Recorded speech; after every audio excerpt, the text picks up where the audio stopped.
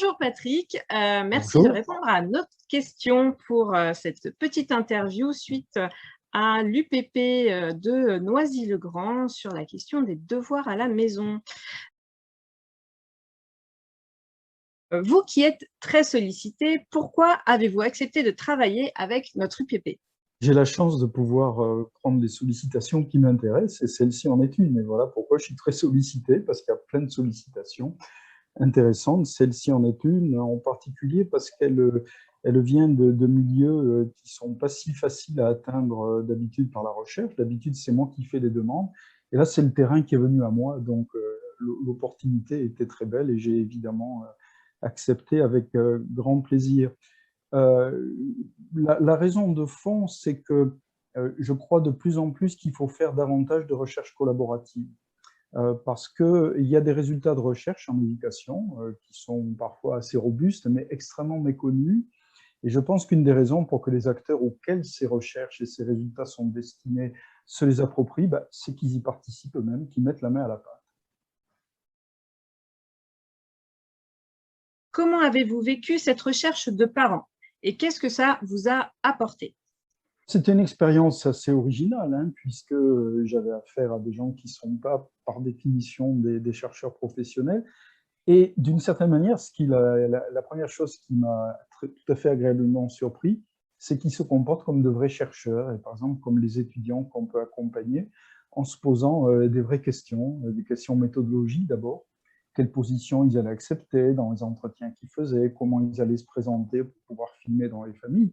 C'était tout à fait intéressant de les voir découvrir ces questions de recherche ordinaire et passer au fond par des étapes par lesquelles nous passons tous et qui me montraient, s'il en était besoin, que tout le monde peut faire de la recherche, à condition d'être un peu accompagné pour ça, parce que ce que je pense avoir fait, c'est leur avoir fait gagner un peu de temps, mais pas plus.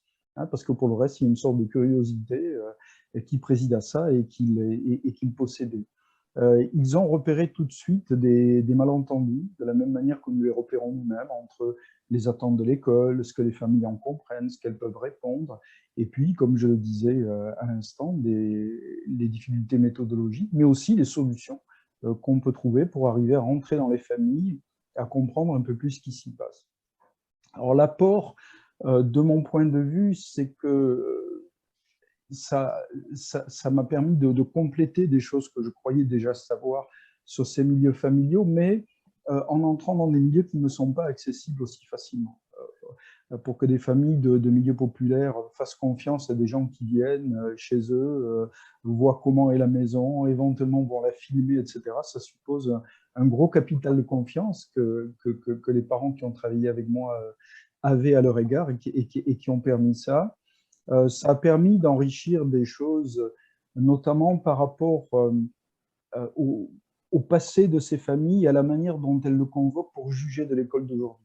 Je crois que j'ai compris un peu plus que je ne l'avais compris jusque-là, comment quand les familles voient l'école de leurs enfants, en réalité elles voient l'école de leurs enfants, mais elles le voient à travers les lunettes de leur propre école à elles. Et ça, c'est extrêmement important pour comprendre ce qu'elles-mêmes comprennent de l'école. Et ça, je ne le savais pas à ce point, et cette recherche me l'a appris, et donc j'en suis très heureux.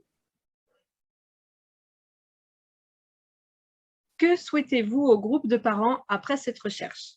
Après cette recherche, évidemment, je leur souhaite de continuer, parce que la recherche, ça, quand ça vous gagne, c'est pour toujours, et il n'y a pas de raison de s'arrêter, surtout si on a l'impression que ça peut aider à mieux comprendre le monde dans lequel on vit, à mieux agir sur lui.